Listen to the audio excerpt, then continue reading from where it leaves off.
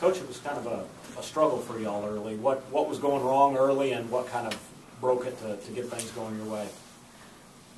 You know, we're going to take everybody's best punch, and that's what we did. You know, I thought we kept our composure and kind of let the game come to us, and we know that a game isn't, you know, won in the first 5 minutes, but a tone is set in the first 5 minutes. So, you know, I think we readjusted to how we needed to attack the game, and our players came through in the end. Bianca kind of gave y'all a lift in that first half. I think she had 9 points in 7 minutes or something like that. Just what did she add to the game off the bench?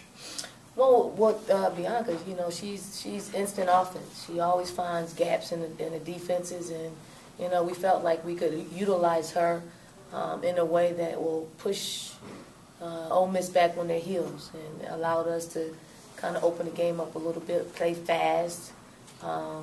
And I thought she came in and gave us a really, really good spark in both halves. I would imagine you would have thought Ole Miss would have been motivated coming off the loss that they had against LSU. I guess, what were your thoughts about the effort you would get or see from Ole Miss? You know, really tough basketball team who, you know, was going to challenge us every possession out there on the floor.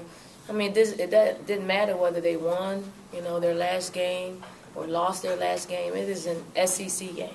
So we're always prepped for the challenge of playing on the road, and you know, this place has become, you know, tougher and tougher to play, and you know, we're very fortunate to get the win.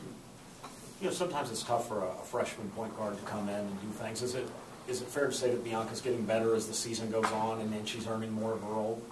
I mean, she's always going to have a role for us. You know, I think, you know, what we're working with Bianca is to be able to know when she can impose her will and when she needs to, you know, let someone else forget about her, run our offense, and know where we need to take advantage. You know, obviously she creates an advantage every time she has the ball in her hands. And people are going to have to play her. When she's able to play off of that and allow some of our other players to be involved more in the game, you know, I think she's going to be an incredible guard, maybe one of the best guards in the country when that happens. Sure. Bianca, it seemed like as the game went on, you just got more and more confidence. You get to the basket pretty much whenever you want. Did you kind of sense that after a while that you could? This was one of those games like Coach was talking about. You could impose your will. Yeah, but I'm just like mainly focusing on like getting better each game I play and trying to help my team win the national championship. How tough has that been, you know, being a freshman coming into a really good team and, you know, obviously huge expectations? Was that a little bit daunting at first, or how's that been?